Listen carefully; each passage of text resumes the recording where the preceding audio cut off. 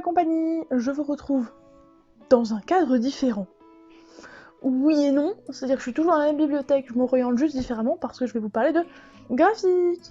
Alors comme on ne peut pas voir à l'écran les BD, même si je vais vous parler BD, eh bien j'ai mis au moins mes graphiques, mes mangas, vous voyez partiellement mes mangas.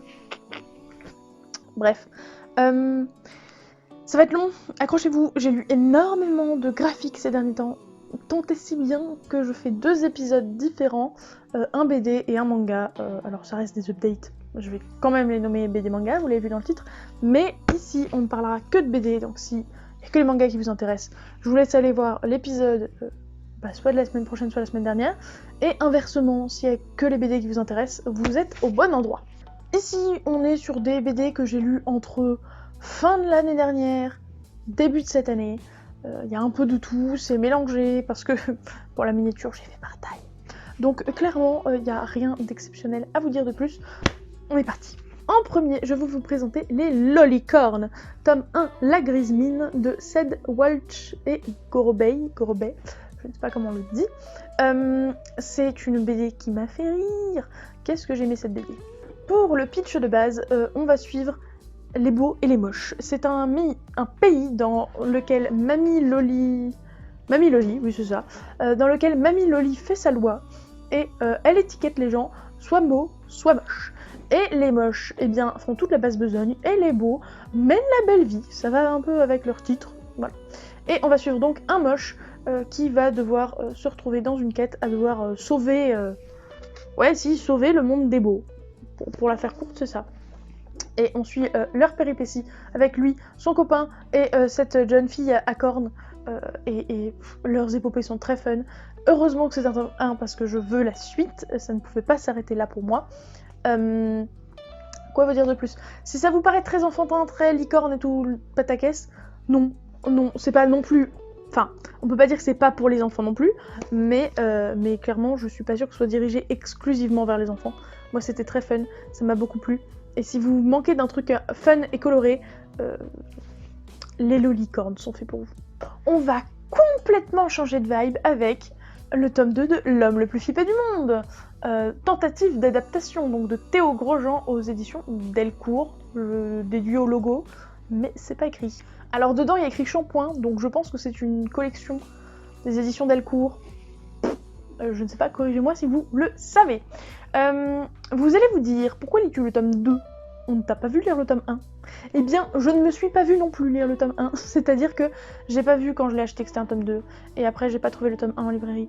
Mais c'est pas gênant, puisque ce sont des tranches de vie, donc vous pouvez clairement le lire, alors que vous n'avez pas lu le tome 1.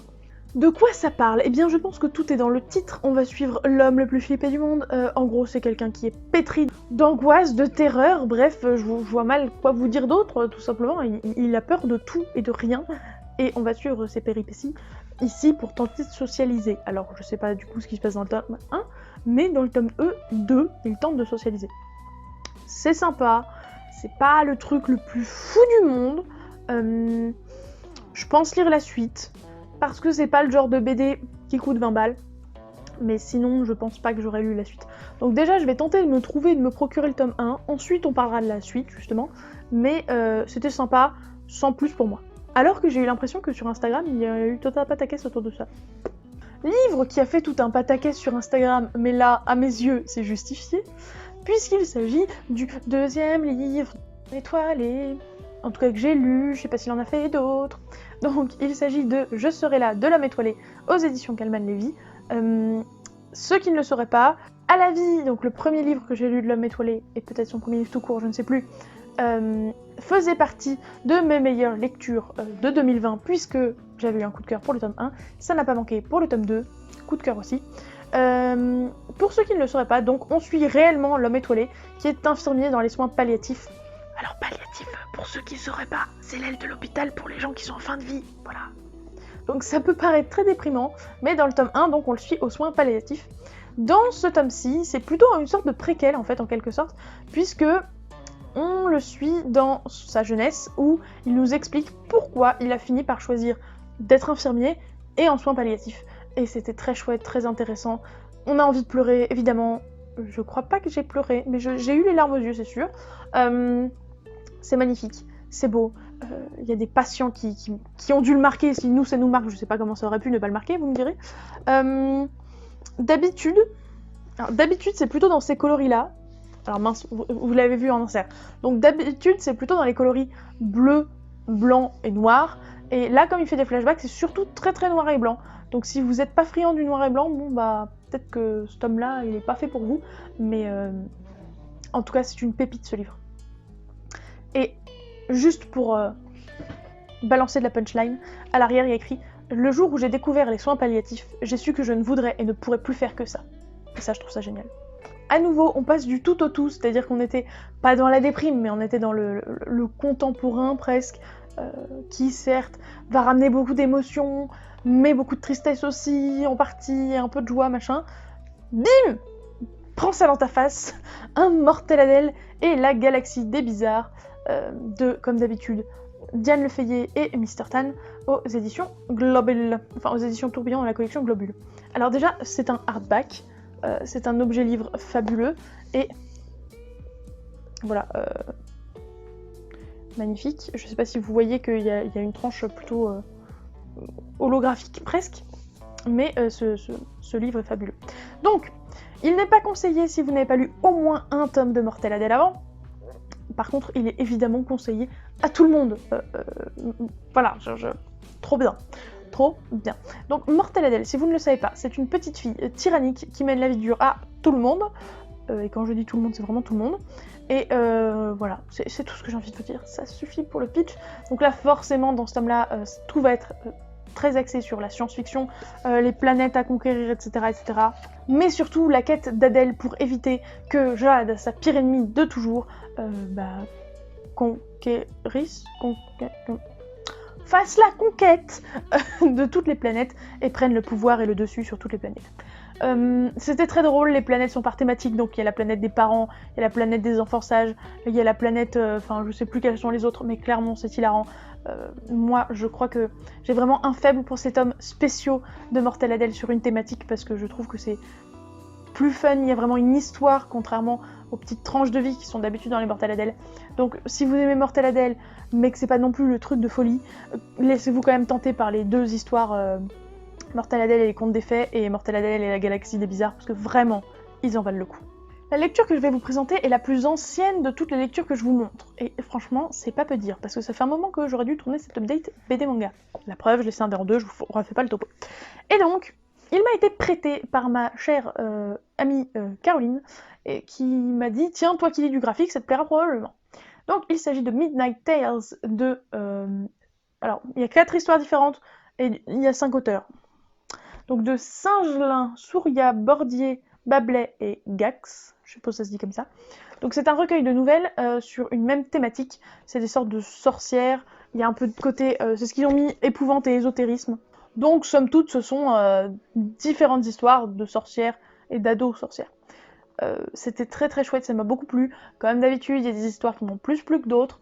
Ce qui était très sympa, c'est que souvent, à la fin des nouvelles ou des histoires, parce qu'elles sont pas toutes, vous l'avez vu, elles sont pas toutes illustrées, il y en a une qui l'est mais beaucoup moins, et à chaque fois, il y a des trucs passionnants, des petits articles, des explications de comment dans tel pays ça se passe, que vivent les femmes dans tel pays, bref, très très intéressant. C'est un tome 1, enfin, il écrit volume 1, donc est-ce que ça va suivre les aventures des mêmes personnages ou pas? Je ne pense pas, mais...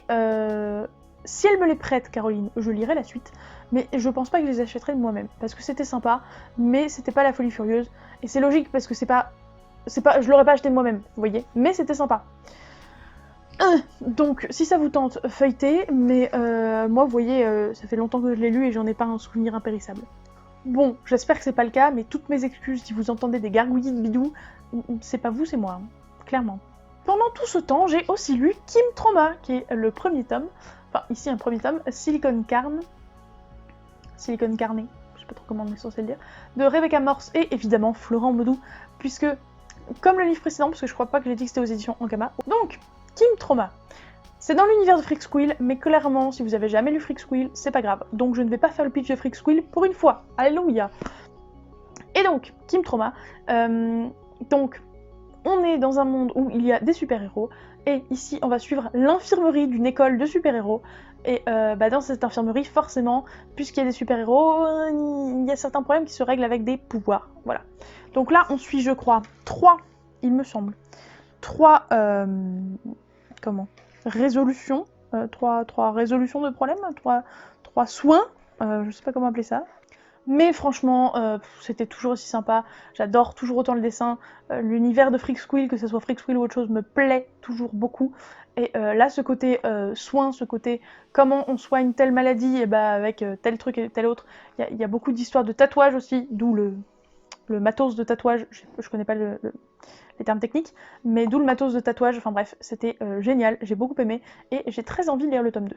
J'ai l'impression, aujourd'hui, je sais pas ce que j'ai, comme j'ai beaucoup de vidéos à tourner, je vais hyper vite. Donc dites-moi si par rapport à d'habitude, parce que par rapport au commun des mortels ça va, mais par rapport à d'habitude je vais pas trop vite. Dites-moi que je retourne à mes habitudes si vous les préférez. Ensuite j'ai lu cet énorme roman graphique qui s'appelle Ne m'oublie pas.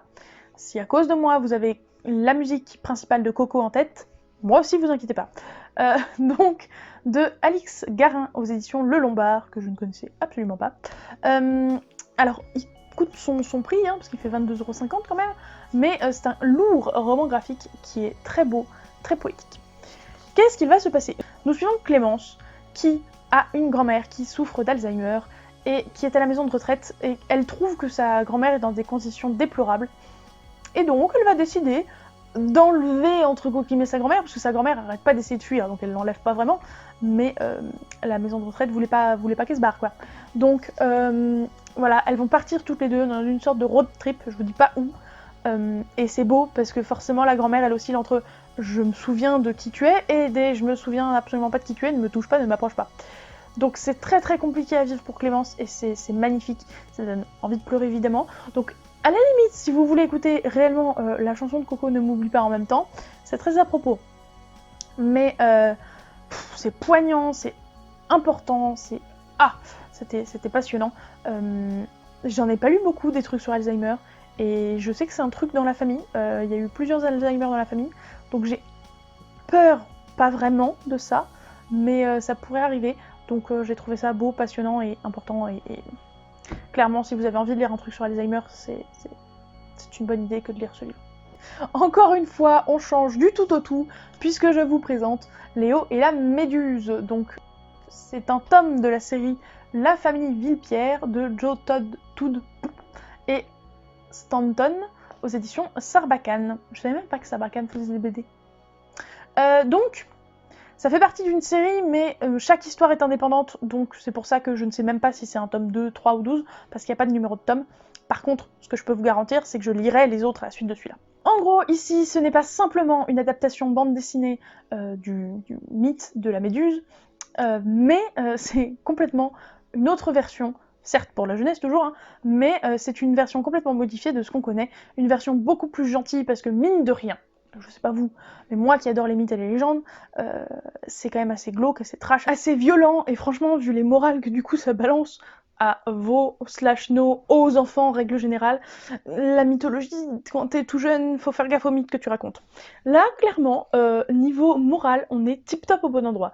C'est-à-dire qu'il y a une base sur le vrai, entre guillemets, si un vrai mythe ça existe, il y a une vraie base du mythe, et par-dessus, on vous met, on vous distille un petit peu partout des belles morales qui sont beaucoup mieux pour les enfants que va combattre la méchante créature vilaine, on sait pas pourquoi elle est vilaine, on sait pas ce qui lui arrive, c'est juste une méchante, tape-lui sur la gueule. Voilà. Donc clairement, c'est un mélange de bonnes paroles, pas lourdingues évidemment, de bonne morale pour les enfants, et de mythes, donc tip top. J'adorerais lire la suite, ou ceux d'avant, vous avez compris. Avant-dernière bande dessinée que je vous présente, il s'agit d'un tome 4 que vous avez probablement vu partout à sa sortie, donc je ne vous apprendrai rien en vous disant que j'ai lu le tome 4 de La Boîte à musique. Donc le tome 4, c'est La mystérieuse disparition aux éditions Dupuis de JG et Carbone. Pour le pitch de base, nous suivons Nola, qui a perdu sa maman il n'y a pas longtemps, et qui va... En gros, son père va lui offrir l'ancienne boîte à musique de la maman de Nola pour son anniversaire. Et en fait, elle va découvrir qu'il y a tout un monde, littéralement, dans cette boîte à musique et qu'elle a le pouvoir de voyager dedans. Et donc, elle va découvrir Pandorian. Et voilà, c'est tout ce que j'ai à vous dire. Je vais pas vous en dire plus parce que c'est un tome 4. Comme d'habitude, C'était super, très cool, très beau. Moi j'aime vraiment beaucoup les illustrations. Ici je vais pas détailler plus, mais il est question d'enlèvement. Vraiment l'histoire est top, elle est mignonne. À nouveau une jolie morale. J'ai vraiment beaucoup aimé ce livre. Et clairement c'est une série que je continuerai et que je garderai parce que je l'aime beaucoup. Et enfin, pour rester dans les bons sentiments, dans les bonnes paroles et les bonnes morales,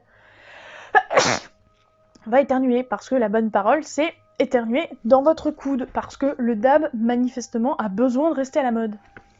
Oh là là, quelle connerie je raconte moi quoi. Ici, il s'agit donc de la baie de l'Aquicorn, je ne sais pas, de Cathy O'Neil aux éditions Bliss. Alors, vous pouvez l'acheter cette BD, mais moi je l'ai acheté en financement participatif, donc j'ai eu des petits goodies, des petits machins. Et de quoi qu'il s'agit, eh bien on va suivre Lana, qui est une jeune fille qui va déménager, non, ils vont retourner dans leur village natal, voilà ça, pour aider à nettoyer la ville suite à un tsunami ou un truc du genre. Et du coup, c'est une fable pour les enfants, une fable écologique, vraiment très sympathique, avec plein de créatures vraiment chouettes, qui m'a beaucoup plu. Comme d'habitude, je suis toujours aussi fan de Cathy O'Neil et de son dessin, de la diversité aussi qu'elle met dans ses illustrations et dans ses histoires, de ce qu'elle peut raconter, de comme elle est engagée, j'aime sur ce sur quoi elle est engagée. Donc elle a fait Le Cercle du Dragonté, que j'ai déjà lu, que je vous ai chroniqué, Princesse Française, que j'ai déjà lu, que je vous ai chroniqué, et derrière ils disent qu'il y a le Festival du Dragonté qui va paraître, et je vais adorer aussi, je le sais, et je me relirai juste avant le tome précédent. Voilà, donc clairement, si vous aimez les messages engagés, là du coup écolo je vous l'ai dit, franchement c'est très chouette, c'est beau, on en prend plein les yeux, donc il y a de quoi faire avec cette magnifique BD. J'ai fait le tour, et là on en est franchement, enfin je suis très fière de moi parce que je trouve que je vous ai présenté plein de BD, un vrai privilège, et ça n'a pourtant pas pris 3 heures, donc je sais pas comment j'ai fait, mais j'ai fait, et je suis fière d'avoir fait. Donc j'espère que cette vidéo vous aura plu. Comme dit précédemment, j'ai l'impression de taper un peu le sprint en ce moment, avec mes mangas et mes graphiques, donc n'hésitez pas, franchement je ne me vexerai pas, n'hésitez pas à me dire si c'est la bonne durée, trop long ou trop court. C'est-à-dire que vous me dites c'est trop court, bah, je ferai comme avant, vous me dites c'est très bien, je vais essayer donc de rester là-dessus, vous me dites c'est encore trop long, je vous dirai je me vexe pas mais j'aurais du mal à faire plus court, alors allez peut-être sur une autre chaîne si vous voulez qu'on vous parle de BD. Voilà, c'est moche, surtout dit comme ça, mais c'est vrai. Bref, donc n'hésitez pas à me dire si certaines de ces BD vous tentent, et si c'est le cas, lesquelles vous tentent, pourquoi elles vous tentent, tout ça. Je vous attends avec avidité dans les commentaires. N'oubliez pas de mettre un pouce en l'air et un commentaire. Je vous fais de gros bisous, vous souhaite d'excellentes lectures, vous dis à la prochaine, ciao.